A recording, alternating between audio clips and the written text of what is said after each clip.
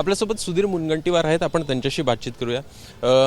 बौद्धिक झालं काय नेमकं मास्तरांनी शिकवलेलं आहे, काय नेमकं 20 मिनिटात झालं? नाही मास्तर थोडी आहे, ते स्वयंसेवक आहे ज्यांनी आपलं आयुष्य राष्ट्राला स्वाहा म्हणून देशाला अर्पण केलं। प्रत्येक कृती प्रत्येक आचरण हे देशासाठी, या देशाला परम वैभवशाली बनवण्याचा संकल्प घेऊन आपण आमदार म्हणून आपली जबाबदारी पार पाडाल।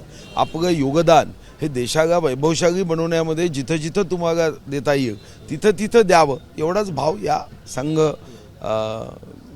या पवित्र जागे स्थानी आम्हाला देण्यात आले। दुसरं असं आहे की अजित पवार नाही आले, त्याची मोठी चर्चा होताना दिसत आहे। या अगोदर देखील नाही आलेत, मात्र कुठंतरी राष्ट्रवादीचे एक आमदार आहेत राजू कारेमोरे, ते देखील इथं आपल्याला येताना दिसले आहेत।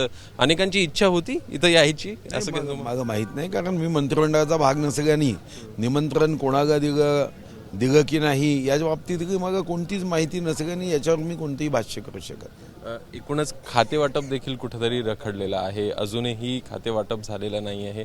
कशा प्रकारे बघताय तुम्ही? अजूनही सगळे बिनकामाचेच बिन खात्याचेच मंत्री दिसतात। माझा संबंधच नाही या विषयाशी, मी काय प्रतिक्रिया देऊ?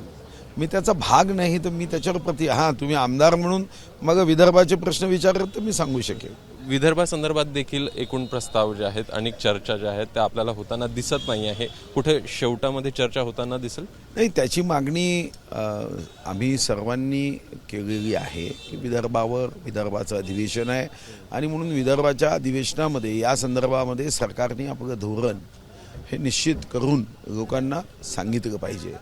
मग या विभागामध्ये सिंचन प्रकल्प असतील, या विभागामध्ये ऊर्जा प्रकल्प असतील, या विभागाचे विकास कार्य असतील, ज्याच्या घोषणा झाल्या त्या घोषणांच्या संदर्भात विदर्भाची जनता जाणून घेऊ इच्छिते।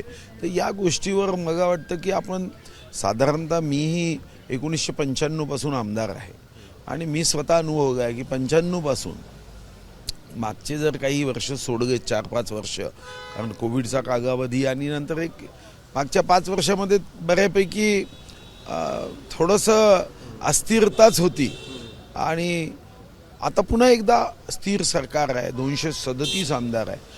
मला वाटतं की विदर्भावर चर्चा झाली पाहिजे। मग सिंचन असेल, विदर्भातल्या आरोग्याच्या सोयी असतील, विदर्भामध्ये असणाऱ्या मेडिकल कॉलेजच्या व्यवस्था असतील, या ठिकाणी आपण आता फिल्म सिटी निर्माण करण्याचा निर्णय केला होता, गोरेवाडा प्राणी संग्रहालय आहे, टुरिझम आहे, सिंदखेड राजा आहे, या सर्वांवर एक सर्वंकष चर्चा होऊन त्याला दिशा देण्याचं काम झालं पाहिजे। तुम्ही काम देखील मंत्री म्हणून जे पुढे नेलेलं होतं ते पुढे चालणार आहे, अपेक्षा आहे तुमची?